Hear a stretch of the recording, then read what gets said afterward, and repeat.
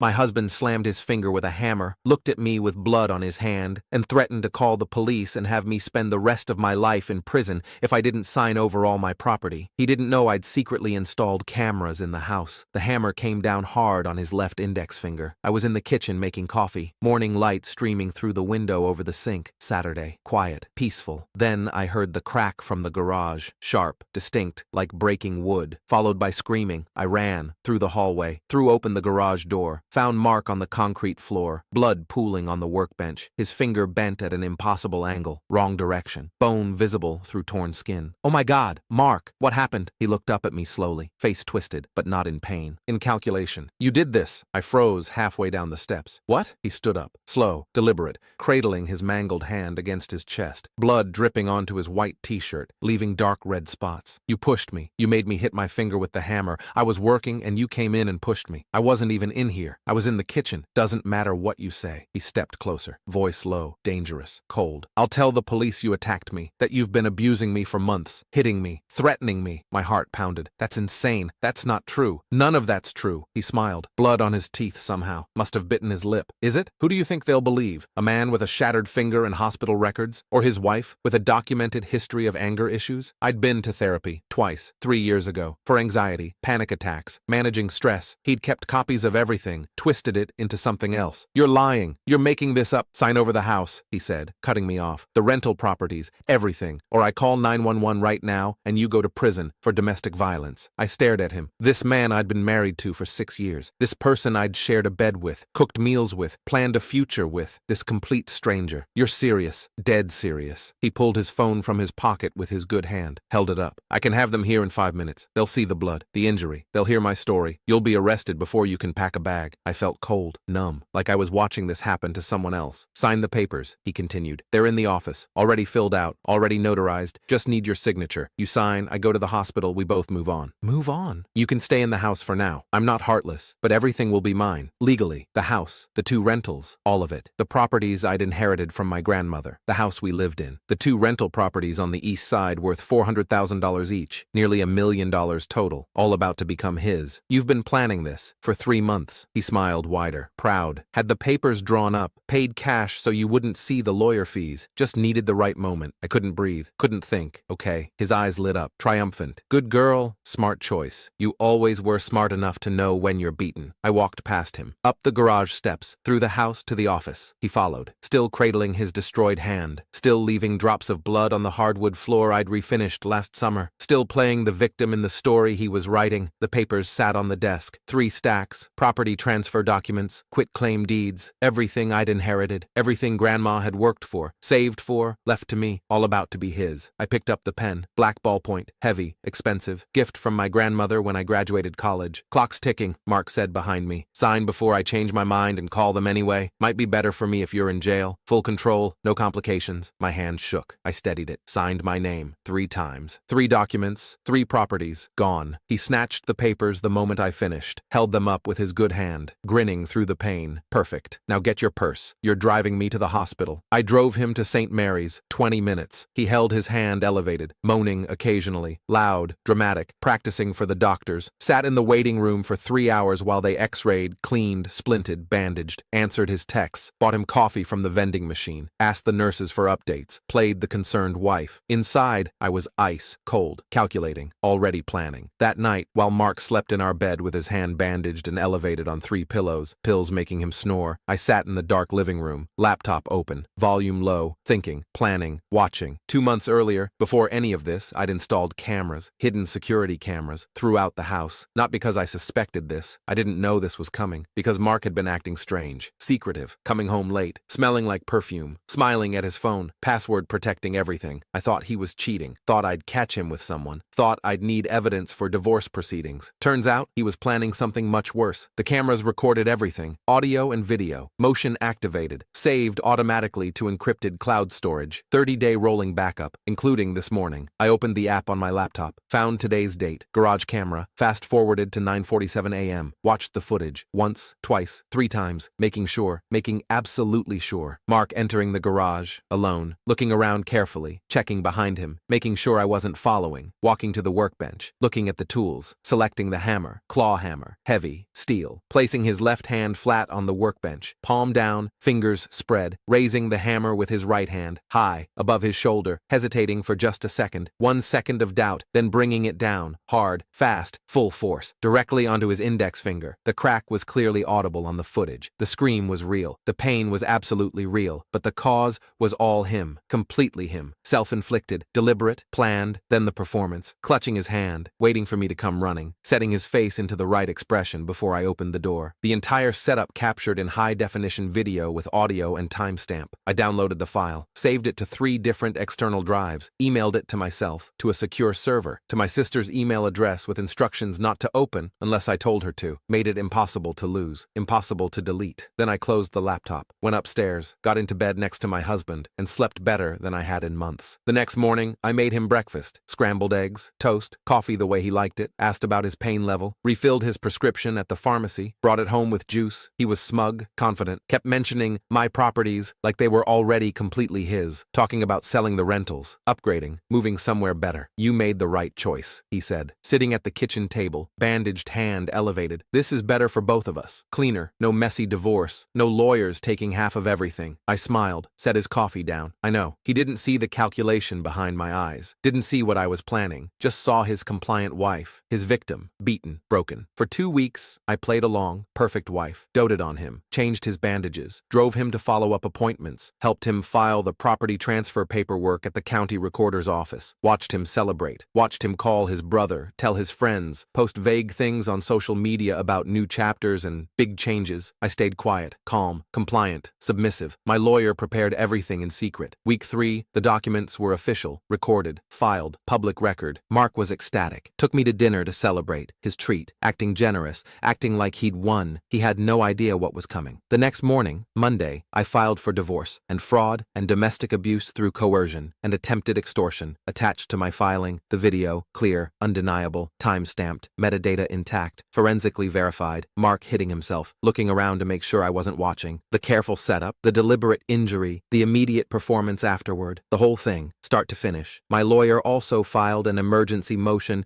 to void all property transfers, obtained under duress, obtained through blackmail and threats, with video evidence proving the blackmail scheme, requested immediate temporary restraining order, requested Mark be removed from the house, requested freezing of all assets pending investigation. Judge granted everything. Emergency hearing set for 3 days later. Mark's lawyer called him that afternoon around 2. I know because I was in the kitchen when I heard him scream. Not pain this time, pure rage, shock, disbelief. He burst into the kitchen, phone in his good hand, face purple, veins visible on his forehead and neck. What did you do? I looked up from my laptop, calm, taking a sip of tea. I filed for divorce. The video! Where did you get that video? How do you have footage of the garage? Cameras. Security cameras. Hidden ones. Installed 2 months ago, before your little performance. His mouth opened, closed, opened again, no sound coming out. You can't. That's illegal. You can't record someone without their consent. That's wiretapping. I smiled, set down my tea. Actually, in this state, I can. Single-party consent law. I'm a party to everything that happens in my own home, and I consent to recording it. He lunged forward. I stepped back smoothly, hand on my phone. 911 ready. He stopped, breathing hard. You set me up. No, Mark, you set yourself up. I just documented it. I just had cameras in the right place at the right time. I'll fight this. You'll never see those properties again. They're mine. Legally mine. The transfers are done. The judge already froze everything. Emergency order this morning. Hearing is Thursday. My lawyer says we have an excellent case. Actually, he said it's the clearest case of fraud and coercion he's seen in 20 years. His face crumbled, changed, from rage to panic to something close to fear. I'll tell them you edited it. Deep fake, AI, technology. I'll say you faked the whole thing. Forensic analysis says otherwise. Already done. Paid expert. Former FBI digital forensics. Timestamps match phone records, weather data, light angles, everything. It's real. Provably real. You can't fake metadata that detailed. He staggered backward, hit the counter, slid down to sitting on the floor. You destroyed me. I picked up my tea, looked down at him. This man who'd tried to steal everything, who'd mutilated himself to blackmail me, who'd smiled while threatening me with prison. No, you tried to destroy me. I just had better cameras. He opened his mouth. Nothing came out. Just air. Just shock. I grabbed my purse and car keys from the counter, headed for the garage door. Where are you going? I paused, turned back, looked at him sitting on the floor, small, pathetic. Somewhere you're not. I walked out. The hearing was 3 days ago, Thursday morning. Courtroom C, Judge Richardson presiding. Judge reviewed the video, watched it 3 times. Once at normal speed, once in slow motion, once frame by frame at the moment of impact. Ruled in my favor on everything. Properties returned, transfers voided. Declared fraudulent and obtained under duress. Mark charged with fraud, attempted extortion, coercion, filing false claims, restraining order made permanent. He's not allowed within 500 feet of me or the properties. His lawyer quit immediately after the ruling. Wouldn't even walk out of the courtroom with him. This morning, I got a text from Mark's number. Blocked, but it came through as a notification before the system caught it. Please, I'll drop everything. All charges, all claims. We can fix this. We can work this out. I didn't respond. Just deleted the notification, made sure the block was working, and went back to my coffee.